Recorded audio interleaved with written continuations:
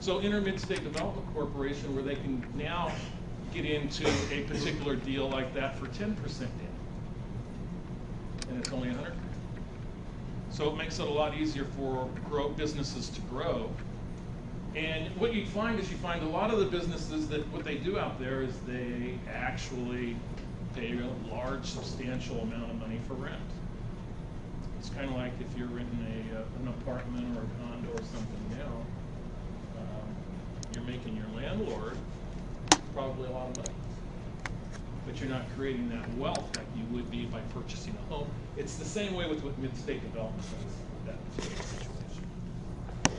So I don't know if any of you are in a family-owned business right now, but one of my favorite conversations I had with a small business owner who was getting one of these types of loans was that when they bought the business or operated the business, they made money and they grew the business and did a great job. Then they bought the building.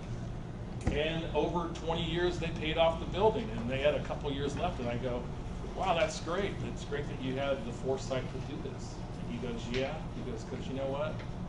One of these days, my kids are going to take over this business and they can screw the business up, but they can't ruin that building. So that's where we're located and why we're located downtown. Now, I do make it to campus once or twice a week. And it's just the logistics. You know what it's like to kind of park here. And so if we have small business owners, it makes it a little bit difficult. And then if we brought them in, it'd be like when they put all those reserved parking signs over in the parking lot, there'd be more of that. You don't want that. So we're located downtown, which is the financial and government hub of Kern County, basically. And we like it down there. So what do? The Small Business Development Center receives a grant from the U.S. Small Business Administration to provide technical assistance to small businesses. Doesn't that sound great? Technical assistance. So if you were to call the local 15-county Fresno district of the SBA, as it's commonly referred to as, and you had a question and you needed help, they'd tell them to either call or email us. Because they're not really, it's really kind of what they're doing is they're outsourcing expertise in business. So what we do is we hire about 15 senior level consultants and we have them in a variety of different backgrounds. Some have financial backgrounds, some have marketing backgrounds, some have HR backgrounds. Some are more or less generalists, so when somebody comes in with a small business question, we can help them. And so what we try to do is we try to help them grow and expand. Because small businesses are really the growing engine that creates job growth in our marketplace and everywhere else. Almost 85% of all new jobs are started by small businesses. And as one former great president, and not getting into politics, but one great president once said, the greatest social program is a job. And working with people when you see that they have a job or when jobs are created, and it really is good for the entire community. So that's one of our big focuses, working with employers to help create jobs, but also to work with those that are running through technical problems in order to retain employment. Because there's nothing worse than having a small business come to us and they have 30 employees and they're on the verge of shutting down and firing 30 people. Okay. And I use the word firing very loosely because for everything. It's not that they've had 30 people all of a sudden does it from them, or they had 30 people that decided not to show up to work or had dependency problems or other things. It's just that they lose their job. So we work with them on a variety of issues in that too.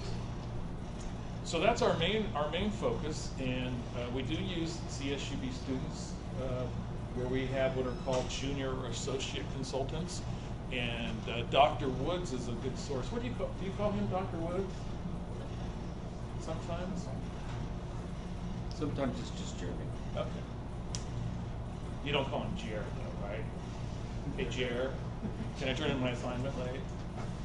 Okay. We're getting there still. And really, if you really want to cross him up for the next class meeting, sit in a different chair. Okay? I think I got it anyway now, but Okay, I think it's time The- for the seating I think it's helped time a to lot. throw Jer a pop quiz. Sit in a different chair. Okay, sorry. I didn't come here. Okay.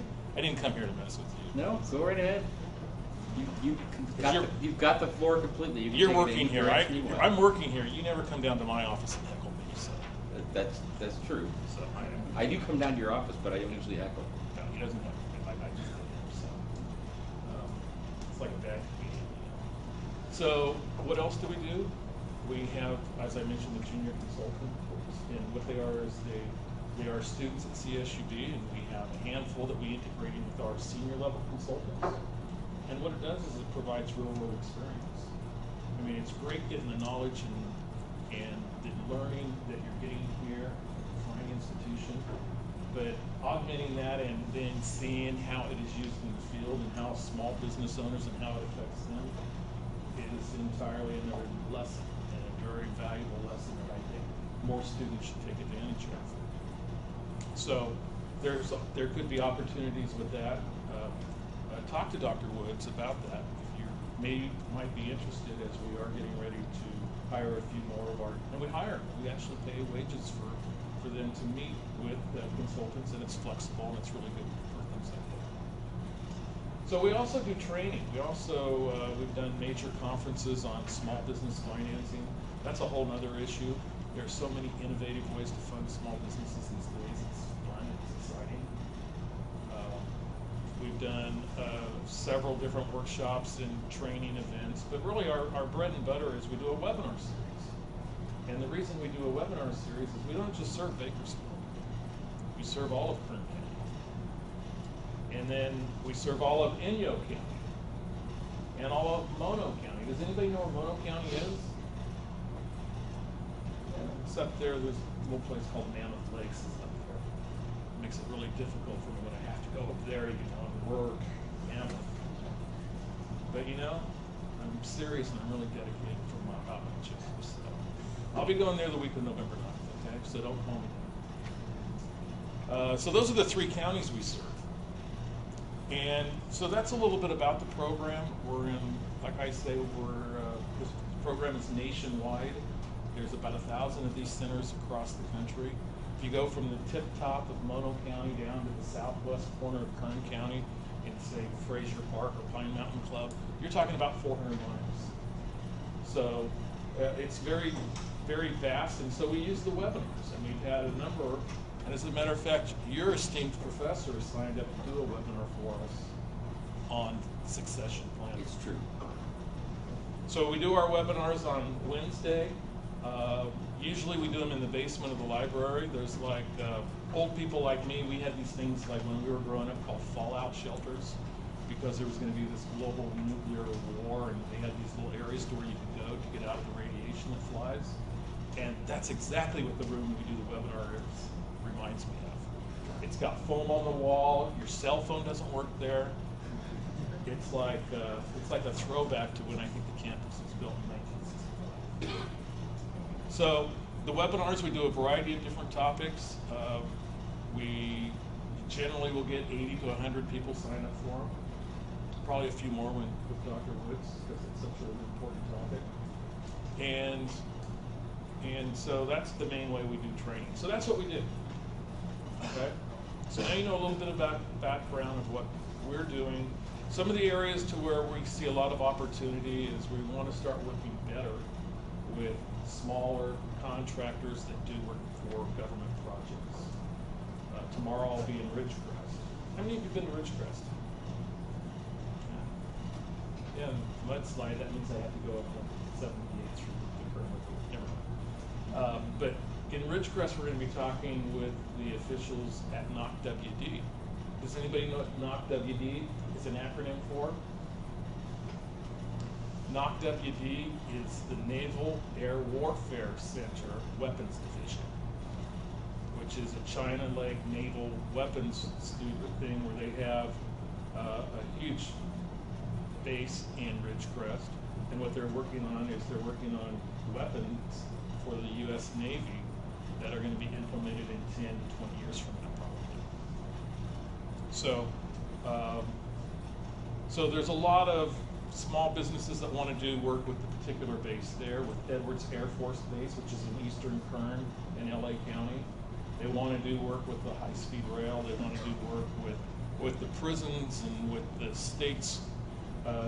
We have a department here on campus, a procurement department, and they want to do business with small businesses. And so we need to get better at what we do of finding people who can actually provide technical assistance to help these contractors get more government jobs and hire more individuals. So that's what I'll be doing in Ridgecrest tomorrow. So that's one area we need to get better at. We need to get better at also our working with companies and helping them export. You might have read in this newspaper right here, well, not this particular issue, but one last week, that California is really strong on exporting. And a lot of it is our agricultural commodities. So our almonds are very popular. Most of them are exported. Pistachios, a ton of them are, well, I can't use that term, more than a ton actually. A lot of pistachios are exported. And also a lot of the machinery and equipment and the technology that is created in California. But we need to get better at that also. As I continue on my state of the CSU Bakersfield Small Business Development Center, we are getting ready to go through an innovation in technology accreditation next month. What we're going to be then is we're going to be an accredited technology SBDC. And what that does is we're already working with a number of clients, and what you'll find in Kern County is there's an incredible amount more technology than you're aware of. There are companies that are coming up with some really innovative stuff. So we have a guy that works with them on helping them secure patents to protect their intellectual properties. We have somebody who works with them on trying to commercialize their project and move it forward. So it's one thing to come up with an idea, but you might have seen the advertisement on TV of the guy that says, oh, 95% of all patents don't make money. That's correct, they don't. So coming up with a great idea is fine, but you really need to come up with a great idea that's going to make you a lot of money and really be good socially or good for everybody else. So commercialization is another thing that we do with innovation and technology. So a lot of interesting ways on financing once we get to those particular areas, but I'm starting to talk too much and I wanted this to be a discussion. So what do you want to talk about? You can talk about something you saw in the newspaper. For example, well, let me start. I'll start. Okay, I'll get the ball rolling. You don't mind? No. Last Friday in Taft, there was the West Kern Petroleum Summit. 700 people were there. Our congressman was there, who is, of course, an alum of CSU Bakersfield and also was an entrepreneur when he was here at school. Opened up a deli, I'm sure most of you realize, which helped fund his way through school. And he's a real strong advocate for small businesses and their needs. Also, there was a gentleman who was 87 years old, T. Boone Pickens. And T. Boone Pickens is an oil man, lives in Texas. He's been an oil man for a long time. And he's been also a corporate raider. He's been in this paper a million times probably. He'd go in and want to buy a company and they'd say, it's not for sale. And so being a publicly traded company, he got it up for sale. He would work with shareholders and would do hostile takeovers of a lot of different energy companies, some of them large that are around. So he was the keynote address, and he said one thing that really stuck with me. And he made this comment after saying that he had joked that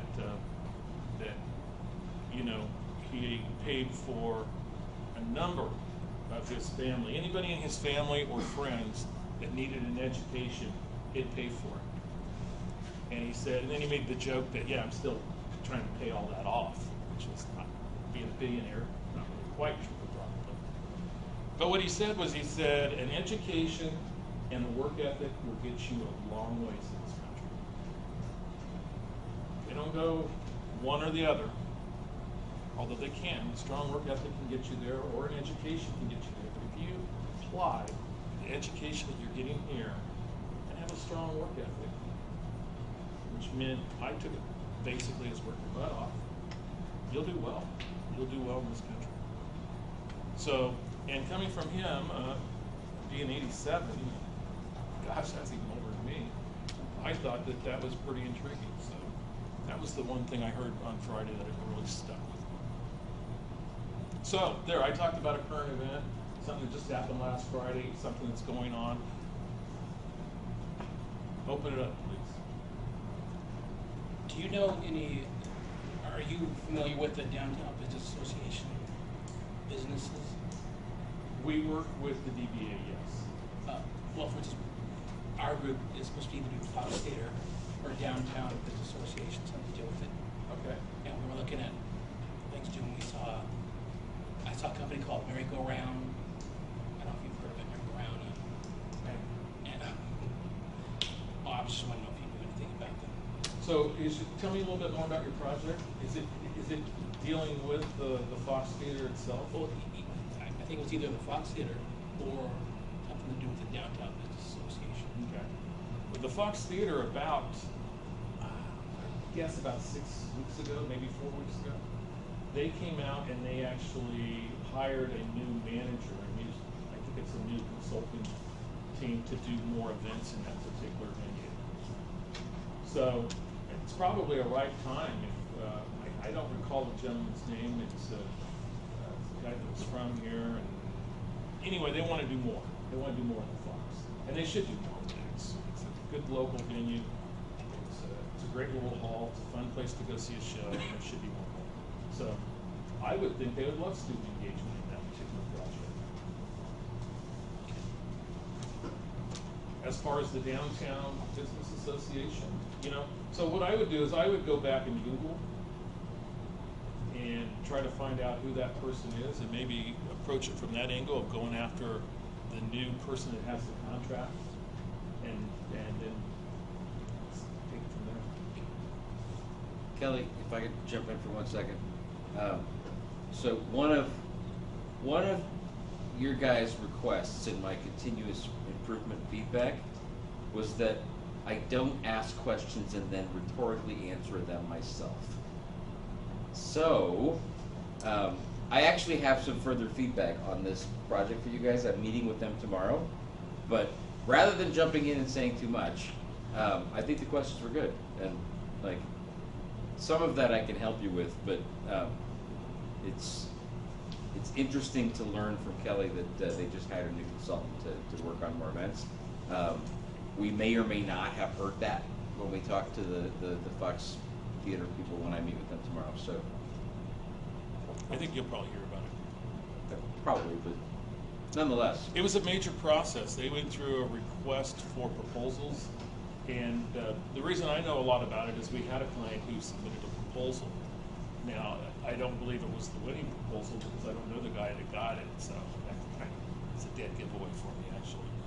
But I think that there's opportunity, and I think that's a good project. You have to realize this community about 20 years ago did a huge, major facelift to that particular venue.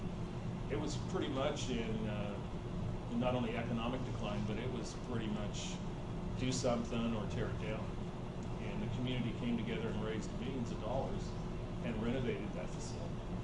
So getting more shows out of it, at least by hiring a new promoter type manager, is probably good for all of us in the community. And my office is only 2 blocks away, so I wish they would have more shows to where I could actually leave work a little bit early at about 7 o'clock at night, go down to one of those shows. So anyway, what else is on your mind? Yeah. I was wondering from your observation what you would say are some needs in the county that a new small business might be able to fill. That's a good question. We get it frequently. Is, gee, I want to open a business. Which one should I open? And it's it's one that we really can't answer for. And the reason why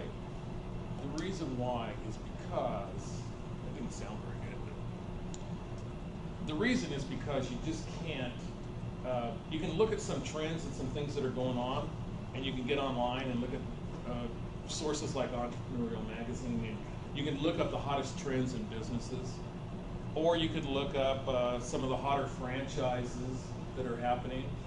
Those are a couple of ways that you can kind of see what's going on trend-wise and franchise-wise. You know, we have most food franchises already, but there is opportunity. There's always opportunity. But more so, when we work with people that want to start a small business, we always want to find out why they want to start that business. Because really, it's a lifestyle change, and it's something that we talked a little bit about work ethic earlier. Generally, what we see a lot of people start businesses that have a strong technical, some type of technical background in a particular area. They're technicians. They know how to do the work, do the job.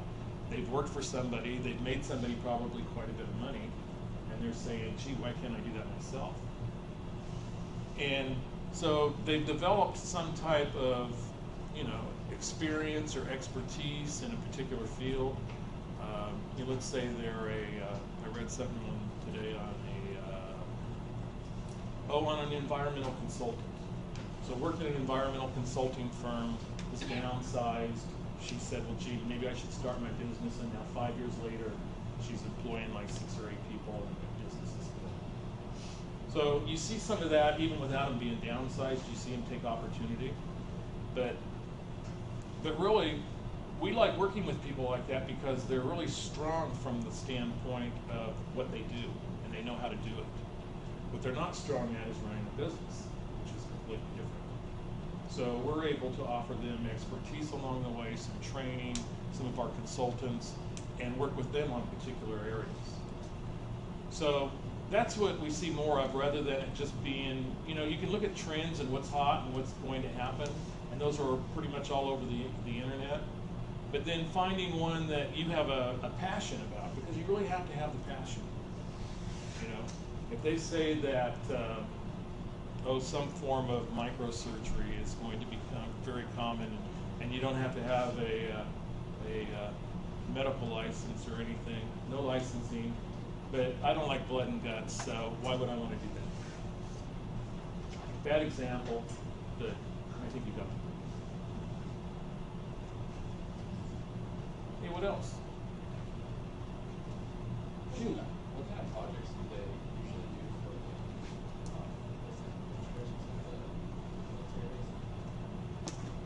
That's what it. kind of work do they usually try to do? I wish I would have brought that. They have a thing every year called Industry Day, where they bring in their contractors.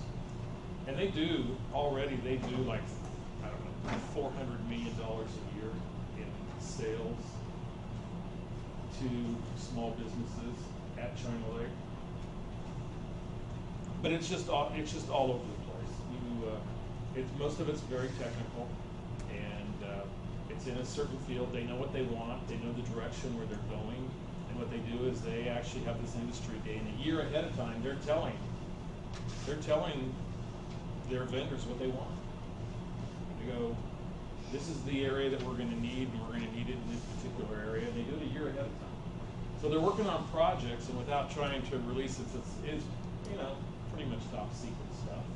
And you need a very high level of clearance in order to get on the base. Well, not that high, because that means but a lot of the stuff that they do is they do a lot of innovative stuff. It's a huge base. They have huge facilities. They will actually even rent or lease the facility. There's a lot of different ways where they'll work with small business. It's just getting them to realize, what assets they have, and they want more, because they realize that they have a bigger pool of small businesses, that there'll be more people participating, that they'll have better vendors to choose from, and it'll help their work a lot better also. So, did that answer your question? Kind of. Do you have anything to add to that? Not that I'm allowed to say. Just pull No, I'm just kidding. No, I don't have anything to add to that. But I would add to the general like organizing of the discussion here. Spencer, you need to go at like quarter after. 6:30, yeah. Okay, so I actually wanted to we got a little time yet. Yeah, it's only so 10 till 6. when Josh, when you say that it sort of answered your question, what else do you want to know, man? Well, I mean, I was like, what kind of like who, like what consultants are going there? Is it like what kind of work are they usually like electrical shops or what? What are they kind of doing? So most of them do all kinds of stuff, and most of them are already small businesses, and they're doing something in that particular area. And a lot of them have experience in working with the government, so they know how to deal with it. But working with the government isn't very easy. It's very detailed, very processed. It's very my way or the highway, and there's not a lot of flexibility. So a lot of companies don't want to work with it. But when you get into stuff like the radiation detection devices and these sensors and everything that just are very small components of potential weapons development that they're doing. And they've had a few pretty interesting patents that actually haven't turned into weapons that have come off of the China Lake facility. For example, one of them you'll probably see a lot of coming up on Halloween. And that is the glow sticks, the little nightsticks that glow different colors or whatever. That was actually invented in China. Velcro was invented there. A couple things. So a lot of the things they invent, they think that it has a need, a military need, where it really might have a consumer need. And they have a list of patents of like 1,500 patents because they're working on new stuff every day. They have a backlog of 1,500 patents, of which they're saying, we don't really think this is going to be used for warfare purposes, but it might have a use for somebody looking at it. And so they have a company in there now that's looking, and that's the little thing called technology transfer, where you actually have the technology and you transfer it from the person who comes up with the patent to somebody who can commercialize that again. So you get a lot of companies that are doing really specific things that are all over the board. Electrical, everything. Does that answer your question, Mark? Just a little. Let me suggest, Spencer had his hand up, and you and I had talked about the fact that I wanted you to give a little bit of feedback and guidance to the crowdfunding team, but you said that might come up in the discussion anyway. So, Spencer, why don't you ask your question, and we'll let Kelly talk about that a little bit, and then because Spencer's actually got to go to pick up his sister. It's not going to spoil the surprise if anybody here knows, right? He's got to pick up his sister as a surprise from the airport at LAX, so he's going to leave a little early. Can I go with you? You want to drive to LAX? Yeah, go for it. So why don't you I just go to the big school. ask your question, and My Kelly, question maybe you was can talk a little bit about mudslides. Does that have a really big effect on small businesses in Bakersfield? It hasn't yet. We'll see how the rest of the winter goes. It is strange. I was driving down 58, driving east today, and there were no trucks. And there were 8 cars. It's like I was on the West Side Parkway. I think they just opened the back up yesterday or today. Thursday. Yeah, They 58. will open it on Thursday. Yeah. I don't think it has a great. It would if it was going to be longer. And short term, the businesses along in East Bakersfield, along 58 are impacted. So your fast food, your lodging establishments, your gas stations, they're going to have some bad days. But it would really be an issue if it was going to last 6 weeks or 2 months or whatever. So the fact that it's only a bunch of mud instead of just an absolute colossal amount of mud makes a big difference there. On the flip side, though, small businesses in Ashby saw a lot more customers with the closing of the EPA because people are trapped up there. I mean, not necessarily small businesses, but restaurants saw a lot of extra customers stranded there for the Well, I was going to eat dinner tomorrow night in Tehachapi, but now I can't because I can't go that way. So I have to go 178. So, but yeah, the thing is, it's short term, and short term isn't going to be a big problem. Something that's longer term, and there was a big slide on Highway 140 in the Merced River Canyon that leads out of Mariposa into Yosemite National Park that took them 2 years to actually fix. Now that had some long-standing consequences, and a lot of businesses that couldn't weather that storm, pun intended, were actually displaced. So you can't have a long-term issue like that it'll run people out of business. Is what it'll do. Wasn't the 10 freeway shut down going Yeah, outward? it lost a bridge last year, didn't it? Yeah. And that probably impacted some too. So, you'd mentioned crowdfunding. Yes. How many of you know what crowdfunding is? Raise them high. I want everybody that knows what crowdfunding is to raise their hand. Because I can do that. You know, come on, raise them high. Get them up there. Okay. Okay, I tried. Well, what crowdfunding is it's kind of like what it says. It's where a crowd comes together to fund a particular project. And oftentimes, if you've heard of Kickstarter, which many of you have, has anybody ever pledged any money on Kickstarter? Okay. Do you know we have a Kickstarter funded project here on campus that raised over $4,000 back in 2012, and this is 3 years later, and only 2 of us pledged on Kickstarter. You didn't raise your hand, did you? What, if I know about it, or did I pledge? Yeah. No, I've pledged on Kiva before, you know, for the not-for-profit stuff. Oh, you're a lender. Yeah, but I have not yet pledged on Kickstarter. But I don't think I was around for when that that campaign was going on. You weren't, and I got here just after it had funded. But what it was to actually commission an Ivory Coast sculpture to do a sculpture of Martin Luther King Jr. And you'll find it on the west side of the library, made out of wood. Some people say it looks like Obama, but it's Martin Luther King Jr. And they raised $4,000, and really CSUB ahead of their time with a kick-funded project that was funded back in 2012. And that's what a lot of the projects are on Kickstarter. They're arts-driven, and they're project-driven. And when I say Kickstarter, at one time there was like 500 different portals, as they're called, or other places, such as Indiegogo. Indiegogo's a site, it's another one. It's probably the second most common behind Kickstarter. And Indiegogo was famous a couple of years ago, probably about a year and a half ago, because you might have heard about the incident, I believe it happened in New York, where there was a bus monitor who was on a school bus, and she was hazed by several students.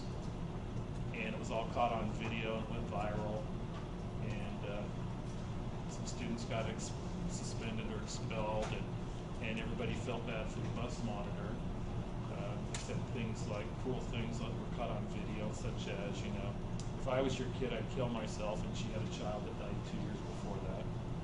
So it was really kind of sensitive and went viral, and you know, there was a lot of discussion for, you know, a couple of days, like we do things in our culture, where we discuss these things for a couple of days and then they go away forever. But anyway, a guy came up and said, hey, let's get a crowdfunding campaign together, and let's get that bus monitor, let's get her a vacation. So you could pledge $1 or $2 or $5 or $10 or $1,000, how much you want to pledge, and it would go toward her vacation. Any idea how much they raised?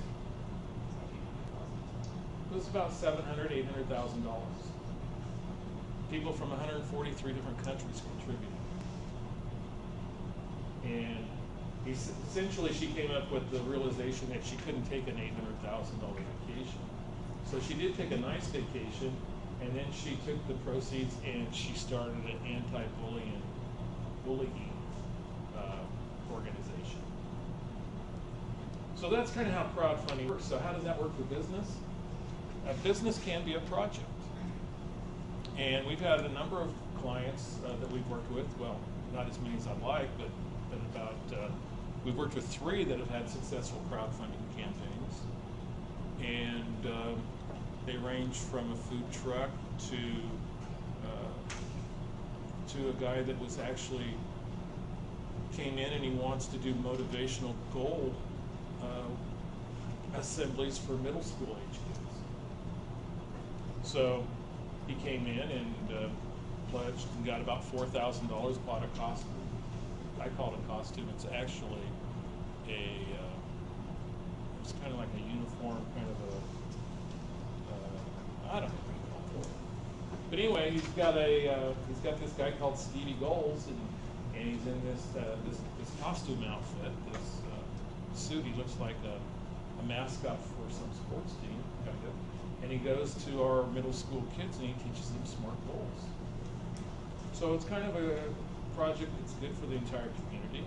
It's good to have goals when you're a 12-year-old, 13-year-old. And so that was funded. We also had one that was actually raised $20,000 that raised the money to start a food truck. And then actually was able to leverage that money, because when you're pledged this money, you generally give them some type of reward.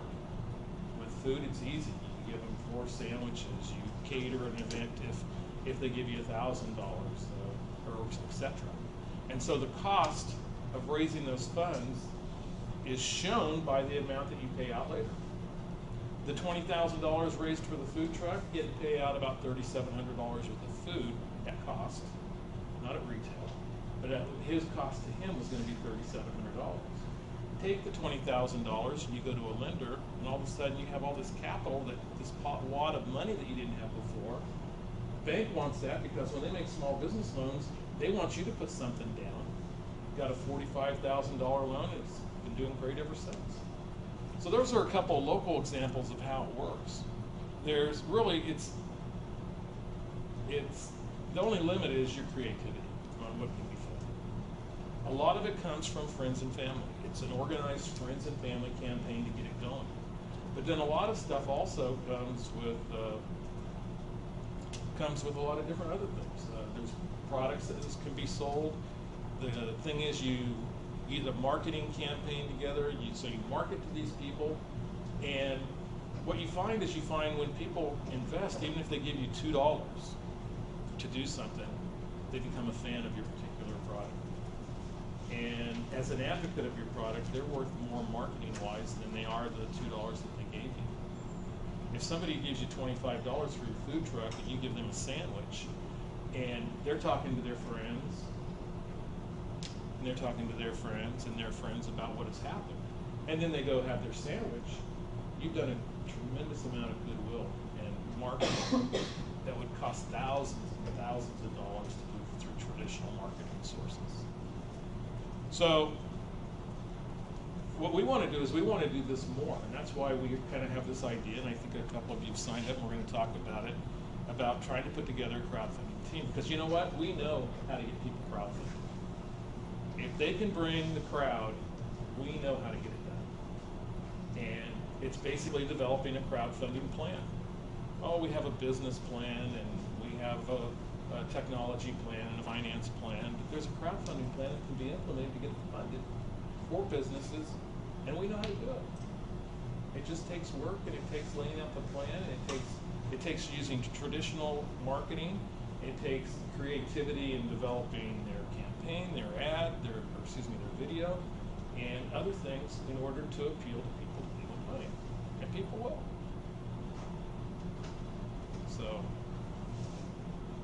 I mentioned also, as I leave crowdfunding, I mentioned a little bit about a business plan. Does everybody know what a business plan is? We used to have people, this is how we used to deal with You better raise your hands for that. This is how we used to deal with business plans, but in my opinion, they're just a little bit too 1973. No offense.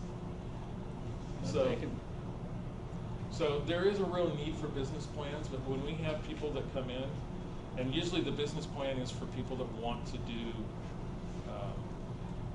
they want to do some type of financing projects, because still, you know, the banks control a lot of the money. But there's a lot of creative ways like crowdfunding. There's dozens of creative ways, hundreds. One of our webinars I did was called 50 Ways to Leave Your Lender. 50 different ways that they can get a loan other than through other than through a bank loan. So there's a lot of options out there. Lenders, they'll still look at your business plan. And so there's an excellent reason to do it. I believe in a business plan wholly. My problem with the business plan is that too many of the startup businesses that we work with, they will come in and want to write a business plan. I'm going, oh, it's great. A business plan takes several weeks to write, and while you're doing that, you're doing it on the assumption that you know what your customers want. You have your vision for your plan of what your customers want. But is that reality? How do you know that? So what we do now is we use a thing called the Lean Business Canvas. And what we like to do first is we like to search for a business model. We want your model. And this is under the premise that too many people in the past have built too many things that nobody wanted to buy. So now what we're doing is we're going away from what your idea was. We're starting with that, actually. We're starting with the idea, but rather than being the end point of what your business is going to do, it's now the starting point on the direction that business is going to take. And there are 9 building blocks. We sit down with a client, we do it in 45 minutes. And all it is to find out what you think is basically, what is your product going to do? How is it going to make money? What's it going to cost? And what's your unique value proposition? Very simple. 45 minutes, we can have that done. It's great, huh? 45 minutes. You know how long it takes to write a business plan? Well, you're going to find out. It takes a long time. So, in 45 minutes, we have your hypothesis on how this business is going to operate. We have your hypothesis. We have your best guess on how this business is going to work. So then what we do is we go to another step. I liked it when Dr. Wirtz used the word continual improvement. I love that phrase. And that's what we do then, is we take your idea and we see if it can be improved. And we do it through a process called customer discovery. So in the past, what we've done with our business planning is we sit down and we do a business plan based on past results. We do it based on information that's 2 years old. We do it based on 3 years old. 3 years old, 3 years ago, we were just coming out of the Great Recession. And yet that's a lot of our market demographic information that we're using. So with this process, what we're doing is we're taking it a step farther, and we're doing customer discovery to where we actually interview potential customers. Ideally, we like to see them interview 50, 75 customers, potential customers, maybe some competitors, some suppliers, other people in the industry. Ask them a set bunch of questions and come up with the information to see if they really want to buy what you're wanting to sell. And do it early enough in the process before you run out of funds. Because most startups, most bigger startups, what they do is, while they're searching for this business model of what their business should be and what it should do and what the customer really wants, they spend a month and 2 months and 3 months burning valuable resources. And all of a sudden, as they burn these resources, they might be 4 months into it, and if they had just done a business plan, I can tell you how many business plans I have seen that change so dramatically in 2 to 3 months, it's ridiculous. And it's common.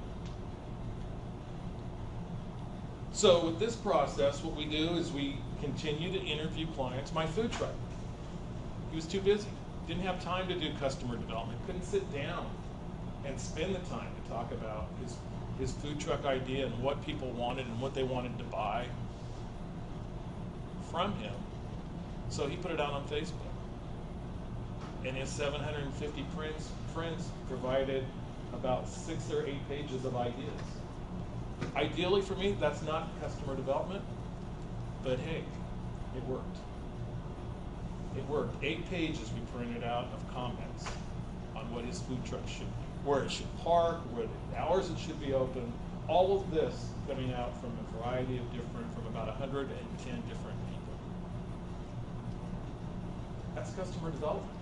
And what you're able to do is then take what the information that your customer is going to do, because they're the ones that are going to buy your product and service. It's not going to be research that happened 2 years ago.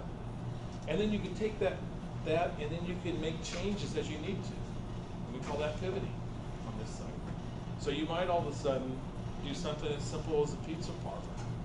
And people might come back and say, well, you know, I want this and this and this, my pizza, this and that. And you might change it directly. You might see an opportunity that didn't exist. You might say, well, gee, maybe I should do fundraising pizza.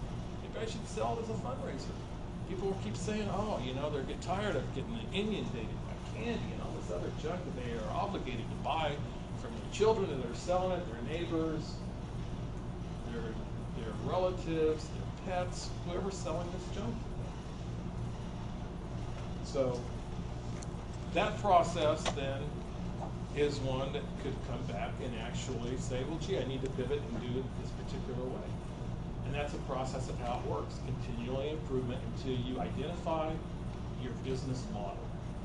And once you've identified that business model, oftentimes then we will write it. A lot of times we do it. But the problem with the business plan, from my perspective, is people write it early in their process, everything changes, it sits on the shelf, and nothing gets done. Right now, 13% of small business owners write a business plan and use it as a strategic planning tool for their business. 13%. That's 1 in 8. 1 in 8. So what is that? 5 of you in the real world? By the same token, these same people, do they budget? No, nobody budgets. Why should people budget, huh?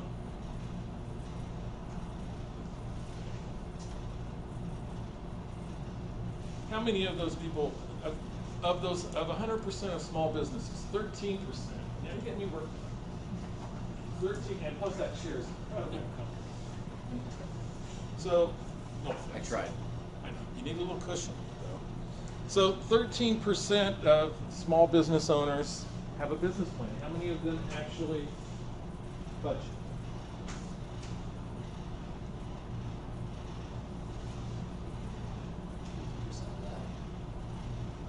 Okay, 50% of that would be 7% of the ones, and 1%. Okay, it's the same 13%. So I'll get off my high horse. But that's still 1 out of 8 that are running around without a budget.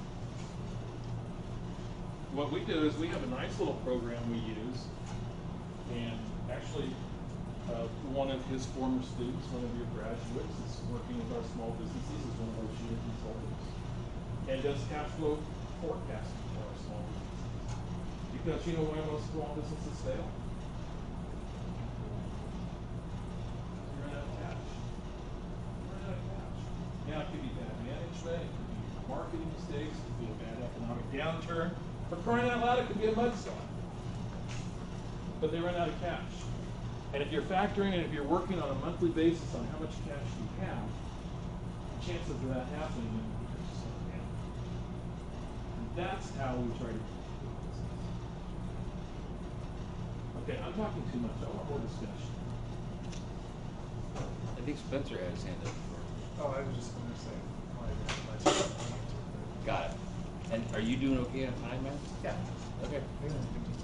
Yeah, that clock works. Brian, I think you had your hand up. Yeah, you said you deal with patents, correct? I'm sorry? You deal with patents?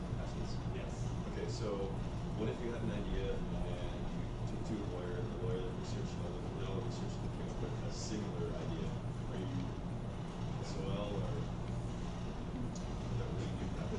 Well, if you come up with an idea that's already been patented, you are definitely the phrase you mentioned. At least without changing something about it. But, you know, so many, you know, corporations and everything, what they do is if you come up with something successful, what they'll do is they'll change a small part of it and send it back to you. Or they'll be like the Gillette company, and for years Gillette had a market, razor blades were so expensive, Dr. Woods and I couldn't afford to shave. And that was because what they would do is they would just buy up and they would do every little intricate detail of their blades and get them patented. And it would just basically mean if you came up with an idea that was different from a Gillette blade to shave, because they make $3 or $4 retail on every little blade that cost them 11 cents to make, they actually tied that up with thousands of patents, whereas you almost couldn't come up with them. So there's two ways to look at it. If it is, what we do at the SBDC, at the Small Business Development Center, if you come in with an idea, we have a person who's our technology specialist. He's not an attorney, he works with attorneys to do it. He knows everything about the patent process. He owns 6 companies. He's had dozens of patents himself that he's done. And what he'll do is he'll look at it, and what he'll do is he'll get you through all the steps, such as getting a provisional patent the first year, which gives you a year to work on it and ties up your idea. But ultimately, if somebody else has got essentially the same thing patented already, you're out of luck. So, unless you make some minor changes to that particular design or concept. So that's what I mean with minor changes. How much different is it? That's the $1 million question.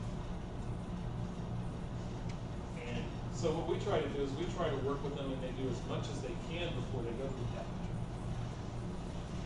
And then go from there.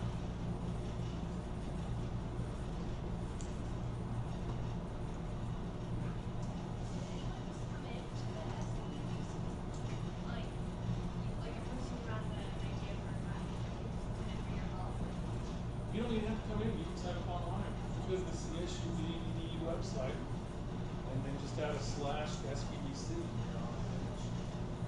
And actually most of our people now, because we like to think of ourselves as a little bit innovative, so you can actually just sign up online, and then we get the request, and what we do is we match your particular needs to one of our 15 or 18 consultants. And then they're all independent contractors, so they don't work with us, they just get paid for the amount of work they do with our clients. So then what we do is we send them an email, they contact you, and the whole thing takes a couple of days. So yeah, it's a free service. The thing about my job is that I like to say, when a client comes to us, we can work with them for 1 hour, or we can work with them 100 hours. I get to decide. And I'm going to decide that based on the economic possibility that they have. So if they have the opportunity to meet the goals that I like, which are getting capital for their business, creating jobs or retaining jobs, or show the potential to do either of those, which are good for our entire community by doing either of those two things, then they're going to get more of our consulting money. But we have limited resources. We get the money from the feds, but we've done a pretty good job out there, and we have a number of people who contribute money to us as well. So. Can I jump in for a second, Kelly? Absolutely. Just to clarify, here, this is the website of which Kelly was speaking. And just to clarify for you guys, because it took me a while to understand how this works. The SBDC has a bunch of consultants that they use to deliver services to small businesses, but those businesses don't pay for the consulting money. The federal and state dollars, which are part of the budget of the SBDC, which is usually matched with some donations from larger companies or grants or whatever, the budget is used to pay those consultants to deliver the services. Does that make sense? So if you go in and you register your project, and the SBDC thinks that it has potential to create jobs and or get funding, the more potential the project has, the more likely they are to invest their budget money in sending the consultants out to help. Does this make sense? But it's all free to the businesses. Did I describe? Yeah. It took me a while to understand. Well, good afternoon. And live from CSU Bakersfield Business Development Center in downtown Bakersfield. It's time for another in our series of the virtual brown bag webinars hosted by the UC Merced SBDC Regional Network, serving Central California. And that's how it starts. I'm Kelly Bearden, Director of the CSU Bakersfield SBDC. It usually isn't that loud. And I'll be your moderator today. We have another unless you turn your own speakers up. So, we do them on interesting topics, one-page business plan, I think attracting angel investing and persuasive budgeting. How many of you have taken a persuasive budgeting class at CSUB? Yeah, none of you, because I invented the phrase. Okay, I stole it actually. Nobody invents anything anymore. Remember that. So, those are some of the topics. How to get Google to love you so your customers can find you. Capital Connectors was a group of angel investors, and we worked with about 45 companies. They selected 8 of them, and it was kind of like a Shark Tank, if you've seen the TV program Shark Tank. It's kind of like Shark Tank meets American Idol, and of those 8, they're going to fund about 5 of those projects. That was held back in June. So we did a lot of work leading up to that to try to find people who want it. And they did. They did like the sharks. They came in and you brought them a business, and they would give you so much money for a percentage of that business. So, anyway, more questions?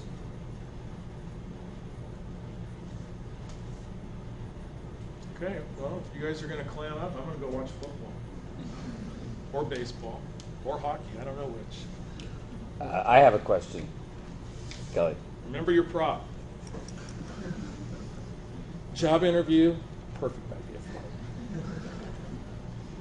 idea. But don't get, too gaudy. Don't go like this. Don't show up like that. Oh, my newspaper's hanging out. Gosh. Okay. All the trade secrets are being disclosed tonight. They are. There's no secrets left. Do you have a question? Yes. My question is, specifically for the crowdfunding project, what do you think they should do as next steps? I think we should have an online meeting. So, when works? Even though we're in town, I like doing online meetings. Like over Skype or? Well, we have a platform, GoToWebinar. All I need is and we have the account. It costs $79.99 a month. That's why I like to use it. We use it for our webinars. But it just works nice because you can have documents and you can share easier than you can in Skype. So we can set up a time, and all you need is a microphone and your laptop, and we can discuss. So, Kelly, John, hang on one second. I want to make sure that we get the details here. The quarter goes by very quickly. When could you be available for a meeting with the team here? I have some time on Wednesday afternoon. Can you guys, what time? My problem is I'm not going to be back on campus this week. That's why I suggested. Yeah, the webinar's fine, but what time would be good for the webinar? Anytime from noon until 2:45. Can that work, Miguel, for you as well? Okay, so at least 2 of you are available. You guys let Javier know as well. Javier has class at 3 o'clock with me, but I think he should be okay. So. Well, Okay. Why don't we shoot for 2 o'clock? 2 o'clock, okay? 2 p.m. until whenever then? You're going to start at 2? Yeah. Okay. Can we start out a little bit earlier? Sure. I don't know how long it'll take. 1:30? So 1:30. you guys have Kelly's email address? I don't think you do. I have it, but you want to tell it to him right now? He'll give it to you. I'll write it on the board. Or I won't write it on the board. You can, here. Let me provide you with. You got one? Okay.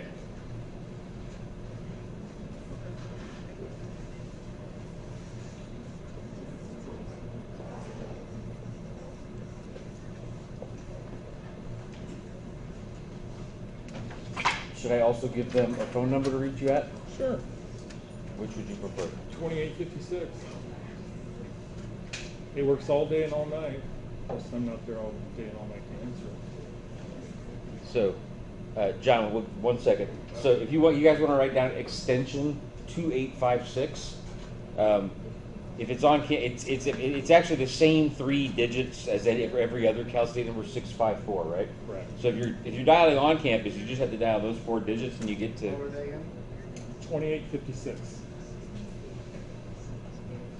And if you're off campus, then it's 661-654 in those last 4 digits. John, sorry to make you wait. I have a quick question about crowdfunding.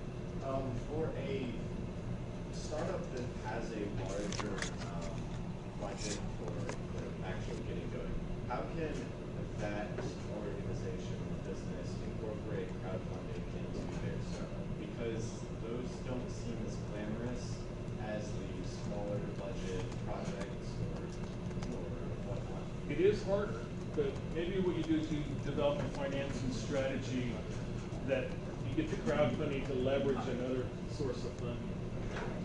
So that's always the issue on crowdfunding is how much do I ask for? On fixed order, if you don't hit your target, you don't get it. Indiegogo, you might want to go that different platform. So there's a few different platforms if you look at it for that purpose. But oftentimes you can see. I mean, I can get on and I can see projects that'll fail immediately because they're asking for it. Right. So, and it really takes the network, it takes the family and friends, and then spinning out of those circles in order to really, it's got to start at family and friends. There's ways to implement, timing of when, like say Uncle Harry's going to put 1,000. There's timing on when he puts that in, which is usually early in the program or. It's kind of like you really want to build momentum and go, but it's really the dollar amount, setting the dollar amount. That's the tricky part. All right, because I was doing a little bit of research into it for a coffee house project that I was looking into with some family, and it seems just too difficult to get crowdfunding going for a startup of that. You leverage it.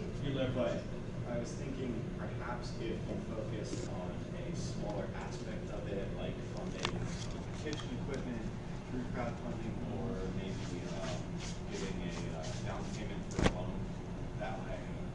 That's leverage it for the loans. Let's say you get $100,000. If you can come up with $25,000, there's a good chance you can leverage the rest of it. It depends. Every deal's different, and that's the problem. But if you can leverage a big chunk of it, like we did with the food truck, if you try to raise too much, but with something like a coffee house, you can get really creative with a lot of the rewards. And again, those people that jump in and buy, they don't only come and buy a cup of coffee, but they're telling their friends and family and everybody else. And if they really like the place, they're really an advocate and a strong advocate. Because I always end every presentation that I do nowadays with a slide that says old school. Old school, you gave bad service. You gave bad service, 4 or 5 people found out about it. You tell 4 or 5 of your friends you did bad service. Now, new school, you did bad service, potentially thousands of people. Really made a real huge difference with all the online review sites that Yelp, TripAdvisor, stuff with bad service and what it can do for business. So it's really important. So thank you. Kelly, can I ask one more question before you leave? I just said thank you. I can't.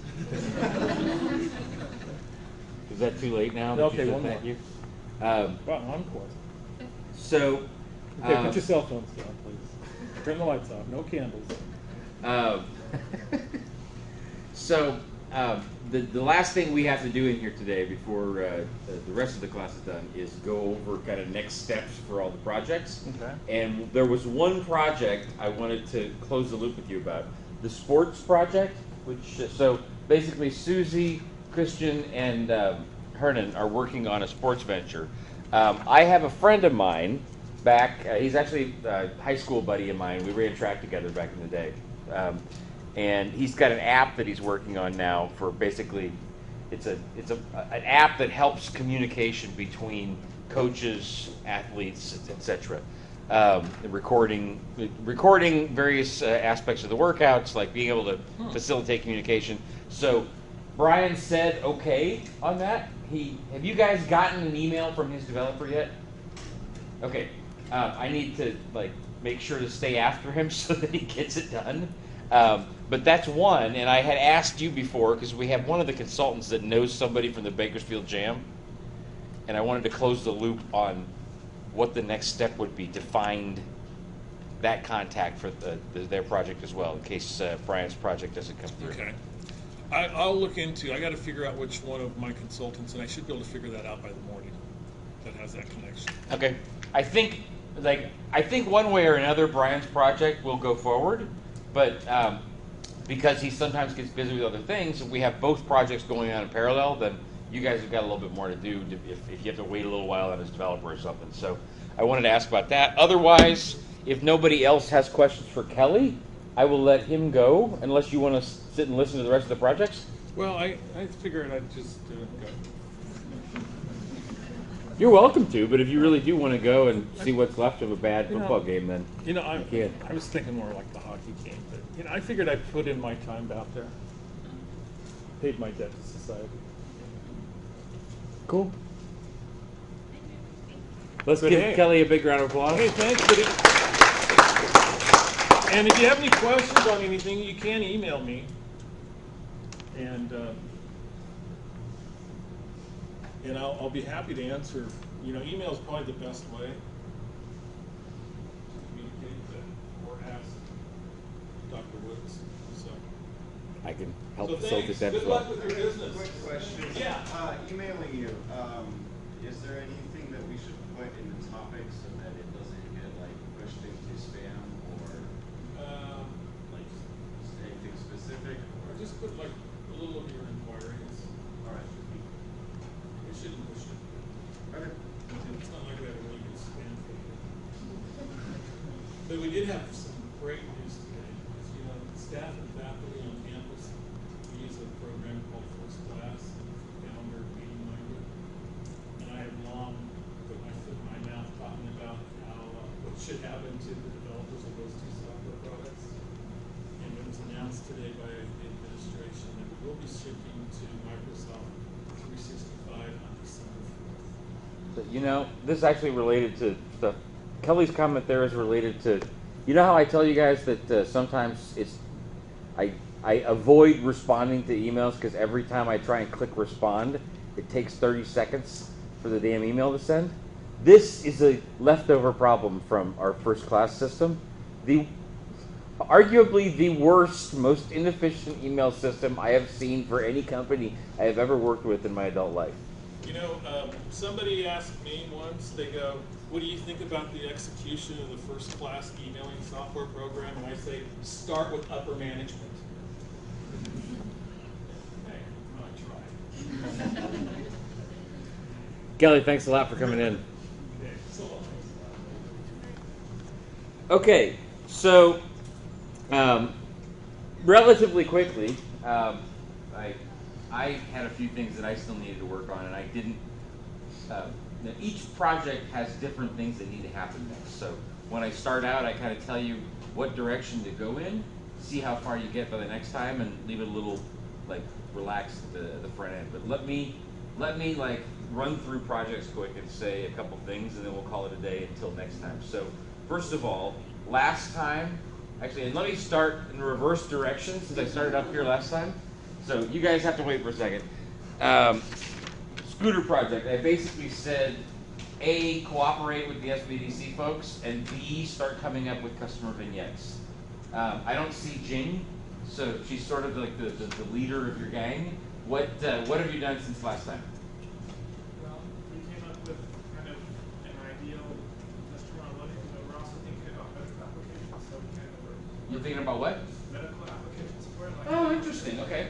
So we're kind of just still going over our ideal customer for each of those segments, and then once we get with her again, we'll be able to progress from okay, as a next step for everyone, but like for you guys, as a next step for everyone, I want you to email me with a little report on whatever progress you've made by tomorrow, so that I can actually be prepared to work with the groups on Wednesday.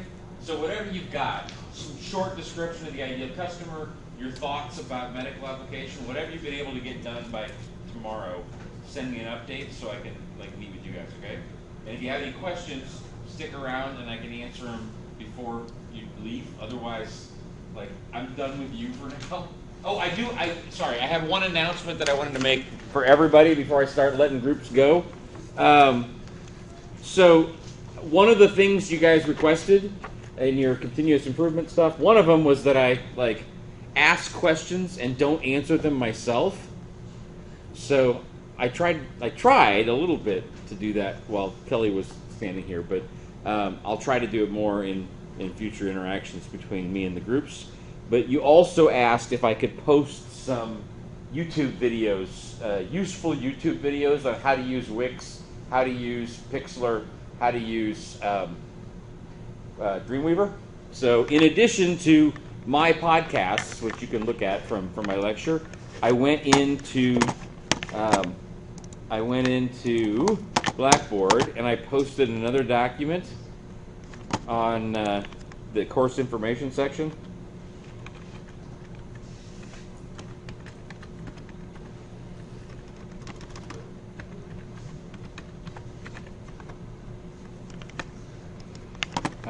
So just go to the information section and scroll down a bit, and you'll see right below the podcasts, useful YouTube videos. If anybody is interested in taking a look at some videos that are nice, sort of, I've never used Wix before in my life and I feel uncomfortable and I don't remember very well what Professor Wood said about it. This is a great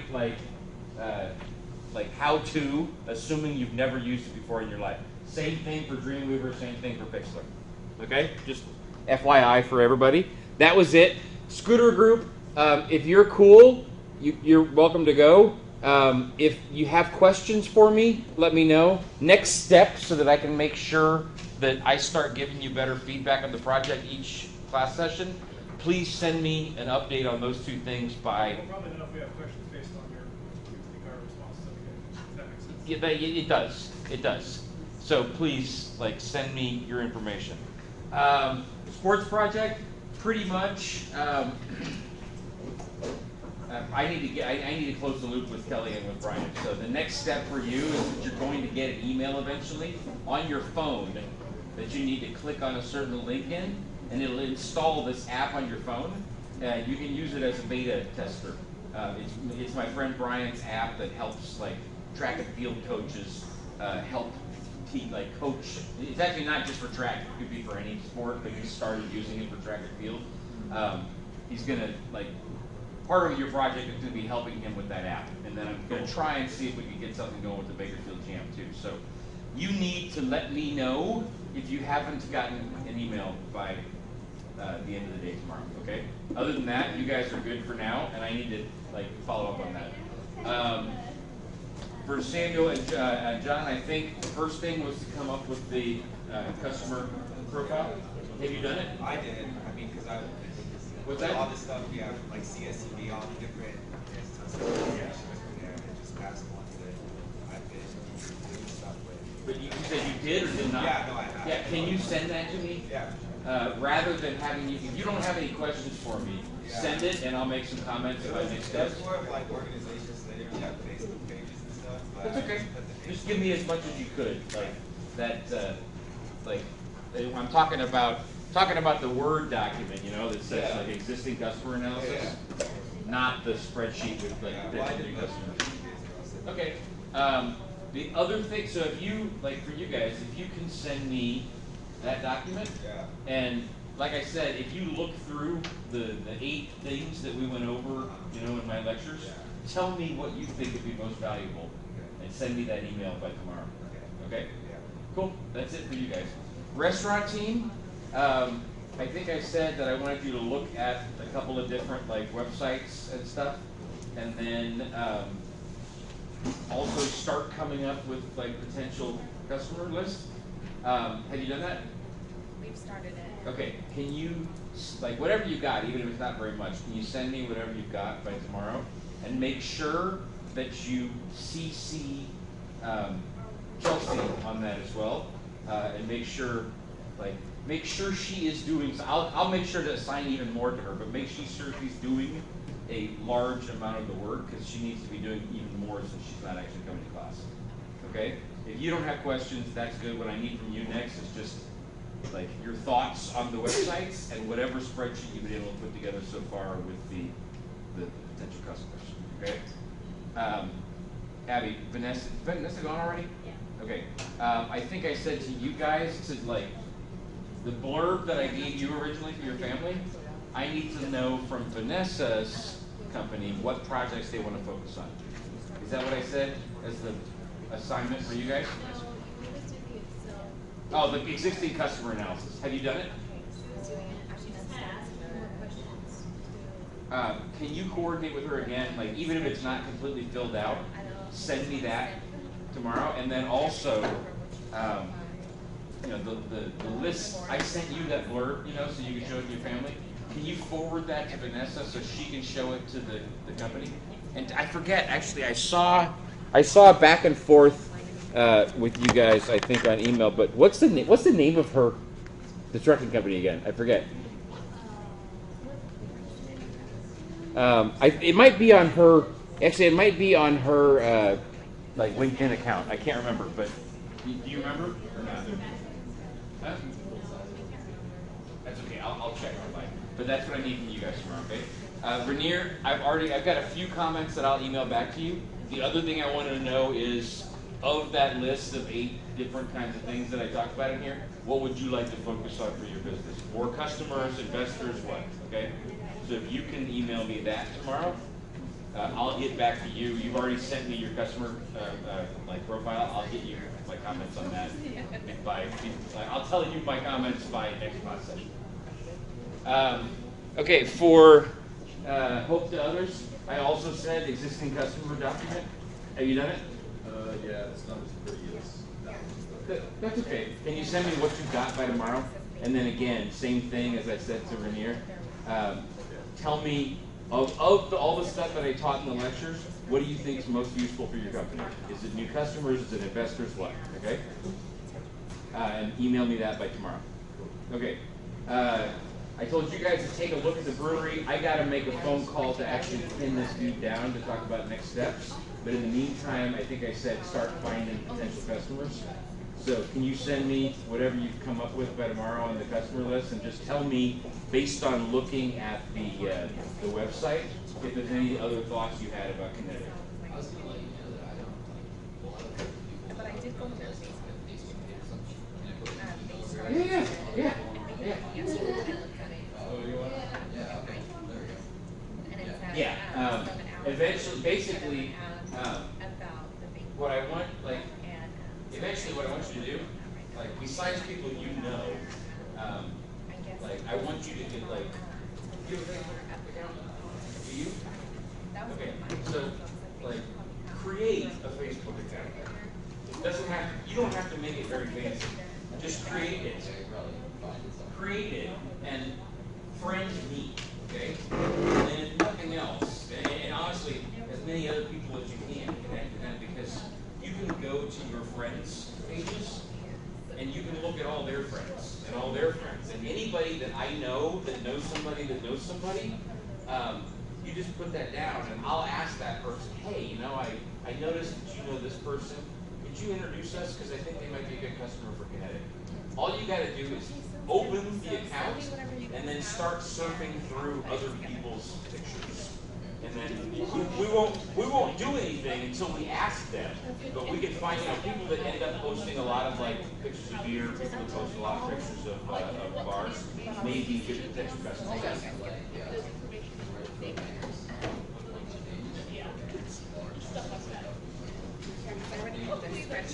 It is, but no, honestly, Facebook's for direct, like, word of mouth. Like, we're talking about, I know somebody that knows this person, so I'll just ask my friend that knows this person, hey, could you tell them about Kinetic? Just send them this little blurb that we put together and tell them, hey, if you're not interested, no big deal, but my students are working on this project. Jeremy's a friend of mine. Like, can you? Like, what do you think? And a lot of it, we don't even have to worry about a banner. Eventually, yeah, we'll look and see what kind of places these people like visit, and we'll put banners there. But initially, we'll literally just send an email or a Facebook. Like, I mean, like Kinetic's got a Facebook page. We'll just send people, hey, you know, we're working on a project for class. I'm a friend of this person. Like, check this out, and we'll just send them a link to say, like, you know, like this page. They've got a page over. Does that make sense? So, next step, just send me what you got so far, and make sure that both of you like friend me on Facebook, and tell me any thoughts you had about the website, and everything else. Get it to me by tomorrow so I can talk with you about it on Wednesday. Okay? I think I sent you guys an email, like a web address for Panache. Tomorrow, I'm meeting with the downtown DBA, so actually that's relevant for you guys too. Like, Panache is interesting. I'm not sure if, like, there's lots of studios out there, and I might be able to find one who takes this project a little more seriously. So, I don't know if I'm going to do them yet, but that's the default option. I'm going to talk with the DBA tomorrow and see if they want to suggest one or two other studios. But that being said, I wanted to get, like, the next step from you guys is to send me whatever list you've been able to come up with of potential customers. Just send me the spreadsheet file, and tell me any of your thoughts about the Panache website. And I'm gonna look and see if there's any other studio that we might want to work on besides Panache, and that'll be the next steps. Yeah, you can give it. I still want it in email because I just like dealing with things digitally. But if you print it out, please. This will help me get started. Just send me the email before the end of the day tomorrow. Next step for you guys, pretty easy. Do that webinar with Kelly, like, I'm gonna try and be on that call too, but I teach. Like, I teach my other class from 12:45 to 2:50. So if I get done early, I'll get on it. Otherwise, please report back to me, and this, like, as soon as you get done with the webinar, report back to me what you guys talked about. Okay? All right, cool. And then DBA, email me any thoughts you had about, like, what you're searching around at. Everything else, I'm going to meet with them tomorrow at 11 in the morning. I'll have a lot more to say to you guys after 11. So in your case, vice versa, I owe you an email with next steps for the project. I'll be meeting with them at 11, okay? Yeah. And then finally, I think I said, Jacqueline, show that blurb to your boyfriend's family. Huh? Is he doing better? Yeah. Okay. That's okay. So we're still starting on Let's go. Please. That's how long? How soon do you think you can show that? Because not that I. Huh? Like next week? Or today is Wednesday, Thursday. Okay. So try to, like, close the loop with them on that before the end of this week. And in the meantime, I think I said start putting together. What did I say? Like, put together your thoughts on the other You website. said you were going to send this a link. I did. You did? Yeah. Oh, I remember. Did you get the email? Yeah, but all it said was to just look up this browser, but then it said. Yeah, I didn't say to do anything. So I'm also going to try and call the guy that, like, I meant to call him this week and I didn't get a chance to. Until Jacqueline has been able to talk with the other company, I want you to, like, look at the website and think about, like, look at the website, go to both, like, Facebook, but even LinkedIn as well. Like, basically there's companies that might be potential investors. So if they think, hey, this is a great technology, we need strong, dependable trailers for carrying around stuff. Like, basically, this guy sells these trailers to individuals who have off-road vehicles. So, when they go, like, play with their 4x4s on the weekend, they'll put them in this trailer and drive that trailer out to the mountains. Not right now. It's basically back in the Midwest, but it's only in this area.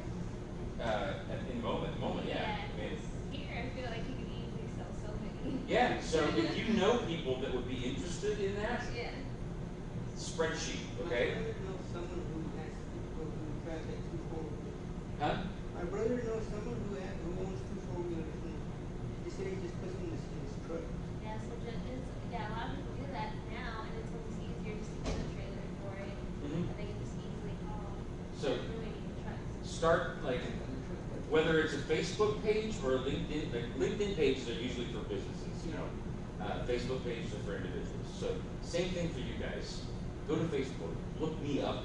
You just look up like Jeremy Allen Woods. ALAN is my middle name. And you look that up and Cal State Bakersfield, you should find me. Send me a friend request. Then you can start we can start coordinating. Like here, oh, I know these people that like for off-road stuff. They might be good customers.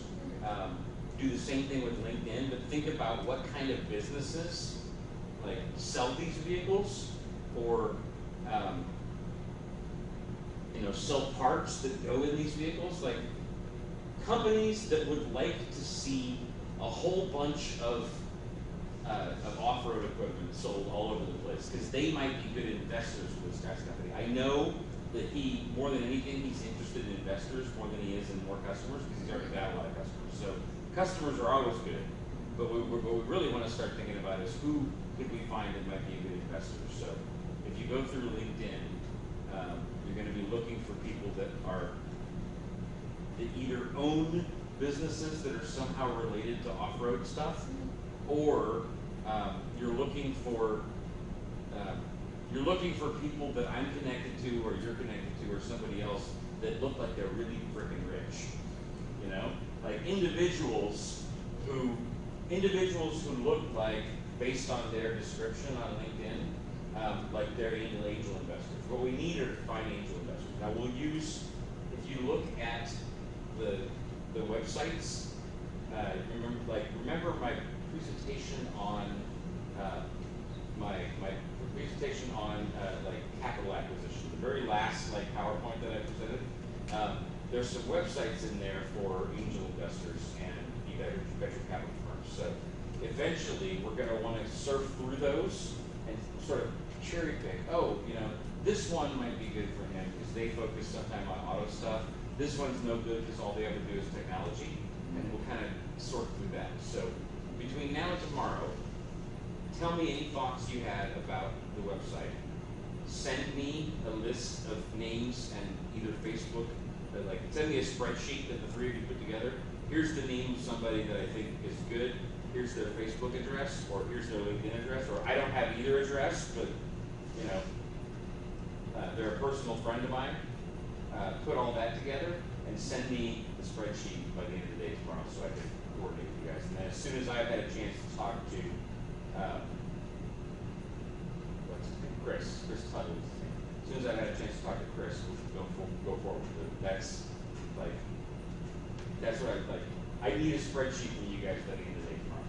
Or you can send me 3 separate spreadsheets if you want me to put them together, but like each of you sort of come up with a short list of names of people that are either people that are interested in that stuff, or companies that are involved with off-road stuff, or people on Facebook that look like they have a lot of money and are connected to me in some way.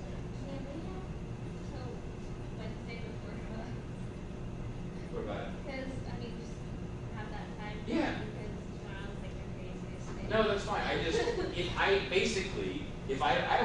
care when you send it, but if you don't send it to me until before class, then you're going to be sitting here waiting for me to look through it all to tell you what I want you to do next. Okay, So the sooner you get it to me, the more I can put together my comments before class and not have to sit here and read it during class. Make sense? Early Wednesday. Yeah, that'd be great. Kyle, you've been waiting diligently. Sorry to be waiting.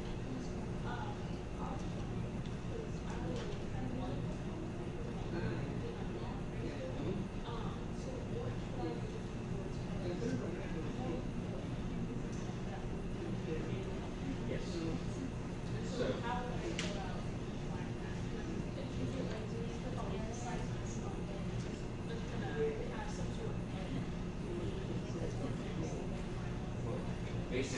short term,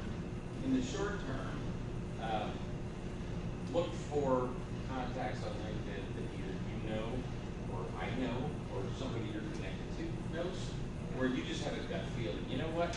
I think they do events a lot. Or, you know, these are kind of like, just because Coconut Joe's has the big room doesn't mean like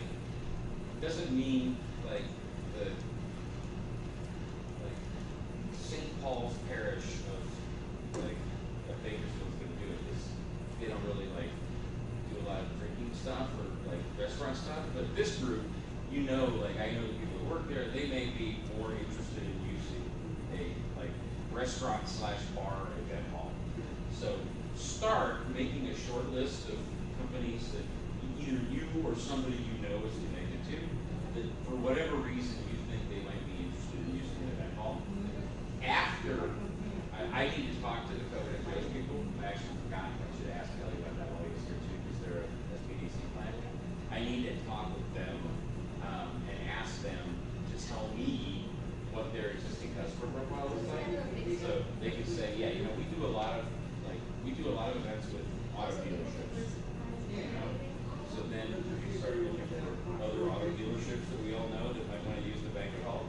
Or they could say, you know what, we don't do very much right now with oil companies, but geez, we'd love to, because there's so many around here.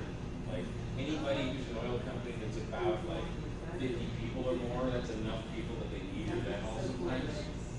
So we don't have any oil companies right now we really want.